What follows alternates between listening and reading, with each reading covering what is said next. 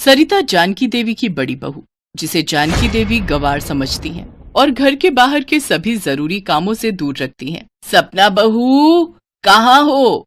अरे बाजार में आज भीड़ होगी, हम पहले ही लेट हो चुके हैं। आई माँ जी, बस ये अपना न्यू पर्स जो मॉम लंदन से लेकर आई थी ना, वो ले रही थी। माँ जी, आपने वो प्लाजो सूट नहीं पहना जो मैं आपके लिए नया लेकर आई थी। अरे बहू, मुझे साड़ी में ही आराम मिलता है। चलो ठीक है, कल वो पहन लूंगी। अब चले, दिवाली की शॉपिंग के लिए बहुत समय चाहिए होता है। हाँ हाँ चलिए। माँ जी, रात के खाने में दाल चावल और सूखी अरबी की सब्जी बना लूं? अरे गंवार, कहीं जाते समय टोकना जरूरी था। रहेगी तो बिल्कुल गंवार की गंवार ही। बना ले जो बनाना है। माँ जी, सरिता भाभी हमारे साथ दिवाली शॉपिंग पर नहीं जाएंगी? कैसी बातें करती हो बहू, तुम तो मॉडर्न हो। तुम जानती हो तुम्हारी जेठानी गंवार है, इसे कोई अक्ल थोड़ी है बाजार में शॉपिंग करने की। चलो, बहुत देर हो चुकी है पहले ही। अरे गुंजन का फोन आ रहा है।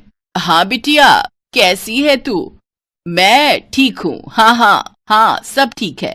अच्छा चल ठीक है, मैं तुझे शॉपिंग से आकर बात करती हूँ। क्या कहा? जरूरी है। हेलो हेलो, कट गया। अब मिल नहीं रहा, आकर कर लूंगी। गुंजन दीदी का फोन था।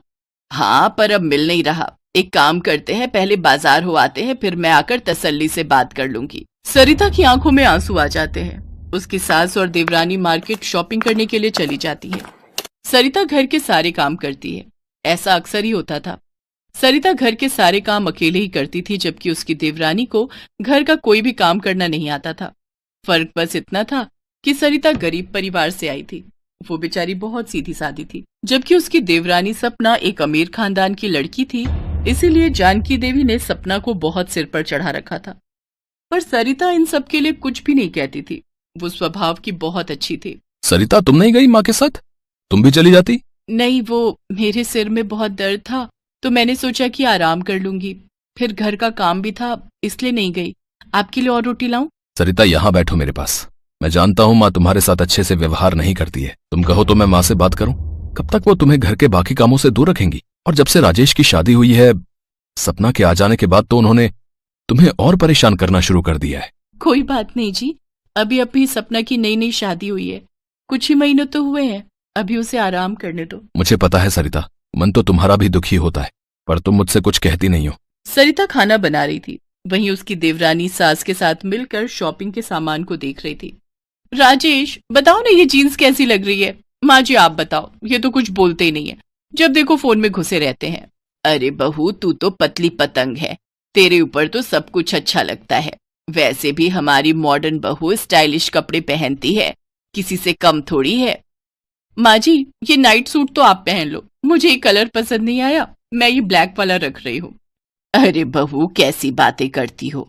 मैं इस उम्र में नाइट सूट थोड़ी पहनूंगी। एक काम करेंगे, कल वापस करके इसकी जगह तुम कोई और रंग का पसंद करके ले आना।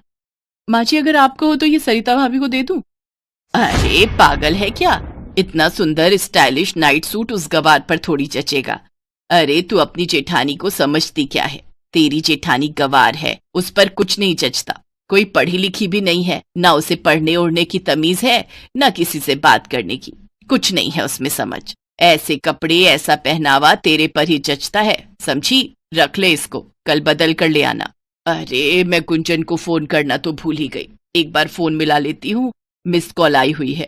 हेलो, हाँ गुंजन, तूने फोन किया था? हाँ माँ, कल शाम शिल्पी के ससुराल वाले दिवाली और करवा चौथ का त्योहार देने आ रहे हैं। सासू माँ बोल रही थी कि आप दोनों भाभीयों के साथ सुबह ही आ जाना। हाँ हाँ, ये भी कोई कहने की बात है, शिल्पी हमारी बेटी ही है, हम जरूर आ जाएंगे। सुबह जल्दी ही पहुंच जाएंगे। और तू चिंता मत कर, सपना बहू बहुत मॉडर्न है, वो वहां आकर सारा कुछ संभाल लेगी। जैसा जानकी देवी ने अपनी बेटी को कहा, उसका उल्टा ही हुआ। सपना तो मॉडर्न पहनावे में तैयार होकर बस वहां जाकर अपने मोबाइल फोन पर लग गई या फिर इधर उधर बैठकर बतियाने लगी। गुंजन देखती है कि सरिता ने सब कुछ संभाल लिया है। जल्दी जल्दी उसने द्वार पर बहुत ही सुंदर रंगोली बना दी। रसोई में गुंजन की सास के साथ मिलकर सारे पकवान भी तैयार कर दिए। अच्छे से ड्राइंग रूम भी सेट कर दिया। सब कुछ गुंजन देख रही थी, पर मजाल है कि सपना ने एक गिलास इधर से उधर भी रखा हो। शाम को शिल्पी के ससुराल वाले आए, तब भी सरिता ने ही सारे कामों में मदद की। जब वो लोग चले गए, तब गुंजन की सास सरिता के पास आई। सरिता बहू, तुम बहुत ही समझदार और संस्कारी हो। तुम्हें घर गृहस्थी की एक एक चीज का बारीकी से पूरा ज्ञान है। शुक्रिया, तुमने आज सब कुछ बहुत अच्छे से संभाल लिया। हमारे यहाँ तो किसी को रंगोली बनानी आती ही नहीं थी, पर तुमने इतनी सुंदर रंगोली बनाई गुंजन के साथ मिलकर। सभी मेहमानों की खूब खातिरदारी की। अब मैं चाहती हूँ शादी के समय भी तुम हमारे साथ ही रहो। तुम यहाँ रहोगी तो मेरी चिंताएं दूर हो जाएंगी। थैंक यू सरिता भाभी। आशीष बोल रहे थे कि सबको आपकी बनाई रंगोली बहुत सुंदर लगी। सब आपकी बहुत तारीफ कर रहे थे। हाँ भाभी, सचमुच आपके आ जाने से मुझे आज बहुत हेल्प मिली है। सब लोग बहुत खुश होकर गए हैं। माँ, तुम बहुत लकी हो जो तुम्हें सरिता भाभी जैसी बहू मिली। सबके मुंह से सरिता की तारीफ सुनकर जानकी देवी एक पल के लिए सोचने लगती है कि वो गलत थी, जो हमेशा सरिता को गंवार कहकर उसका अपमान करती रही। पर आज सरिता ने अच्छे से सब कुछ संभाल लिया था। जानकी देवी को अपनी गलती का एहसास हो गया था और वो अपनी गलती को सुधारना चाहती थी। माँ जी, आज आप और मैं मिलकर रसोई में इतना सारा काम कर रहे हैं। सरिता भाभी कहाँ हैं? मुझे रसोई में बहुत गर्मी लग रही है। मैं थोड़ी देर जाकर सो जाऊं? आज सरिता और अजय घूमने के लिए गए हैं। मैंने उन्हें पिक्चर देखने भेजा है। कितने सालों से वो दोनों एक साथ कहीं घूमने नहीं गए थे, और तुम तो हमेशा राजेश के साथ जाती रहती हो, इसलिए आज तुम घर का काम करो। मैं भी तो कर रही हूँ। अरे, दोनों मिलकर करेंगे तो पता भी नहीं चलेगा कि माँ जी को क्या हो गया है। कल तक तो सरिता भाभी को गंवार कहती थी, मेरे आगे पीछे डोलती थी। आज उल्टा ही चल रहा है। अब क्या करूं? इन्हें खुश करने के लिए मुझे काम करना ही पड़ेगा, वरना इनका कोई भरोसा नहीं कि कब मेरे पीछे। क्या हुआ सपना बहू, तुमने कुछ कहा? नहीं नहीं, कुछ नहीं माँ जी। उस दिन के बाद जानकी देवी ने अपनी दोनों बहुओं के बीच में फर्क बिल्कुल खत्म कर दिया।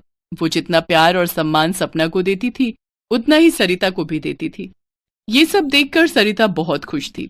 जिस प्यार और सम्मान की वो आशा करती थी, आज उसे वो मिल गया था।